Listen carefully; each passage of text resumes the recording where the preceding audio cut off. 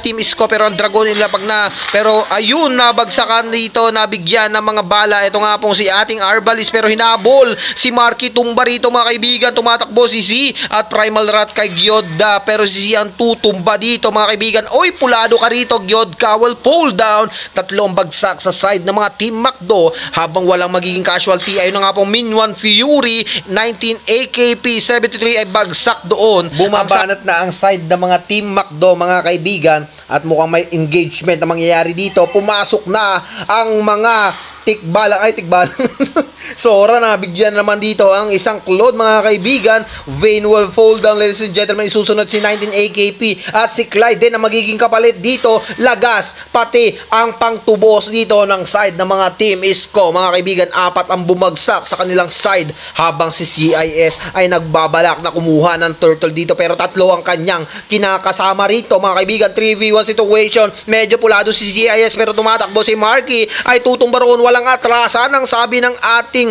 CIS dito, kahit na siya ay natatalunan at nababagsakan ng mga ipo-ipo ng mga Team Macdo. Siya ay patuloy pa rin sa pagbagsak. Nandoon na naman ang ating CIS. Talagang matapang at tapang atao, hindi tatakbo, sasaluhin lahat ng bala na ipupukol sa kanya. Pero ang ating turtle ay free retry coming from Vayne. So, si Arcadata ay magkakaroon ng vision. Dalawa lang sa mga side ng mga Team Isko dito sa turtle, pero si Gyodka, hinaharapan sila rito na usog ng mga apoy. At ito na nga po ang shadow na nanggagaling sa ating Vayne, pero Marky ay makakuha ng kill on together with the turtle. Ladies and gentlemen, tumatakbo rito si Clyde, medyo masakit. O, hindi na kinayanan yung ating Dragon, lumipad, ay tumalon pala. Eto ba, makakalipad? Clyde will fall down, ladies and gentlemen. Yung ating Marky nagwawala roon, kumakalmot. CIS will fall down.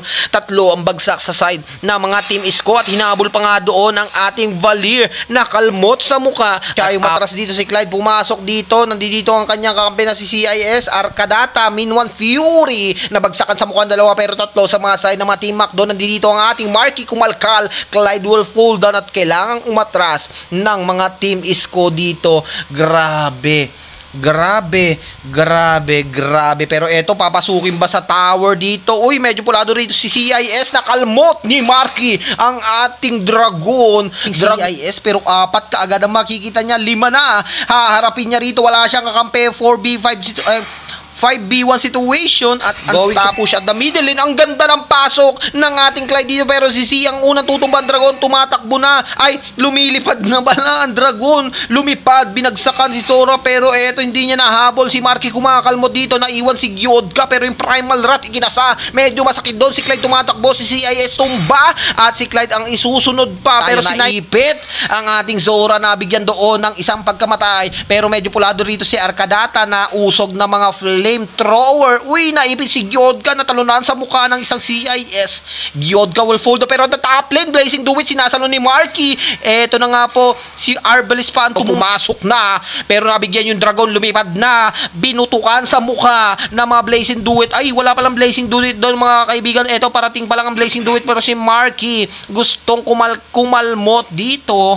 Mga walang tulog pa yan, sabi ni Tintin. Pasok base, sabi ni Eileen. Pero yung Lord natin mga kaibigan, bumabakbak na rito ang side ng mga Team Macdo. Pero tingnan natin kung may contest na mangyayari sa side ng mga Team Isko rito. Medyo pulado na, 45% ang life ng Lord. Kinakalmot na ni Marky dito. Clean retry coming from Marky, pero nakakuha dito ay ating Gyodka. Bagsak dito si Valir. Bumagsak na rin ang ating Claude. Isusunod na si CIS dito. Ang Dragon nandito umiikot ng umiikot.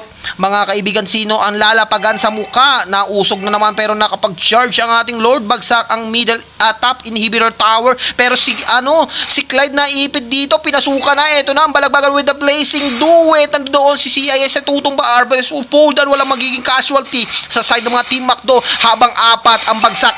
Ito na, wipe out with the Lord dance here at the middle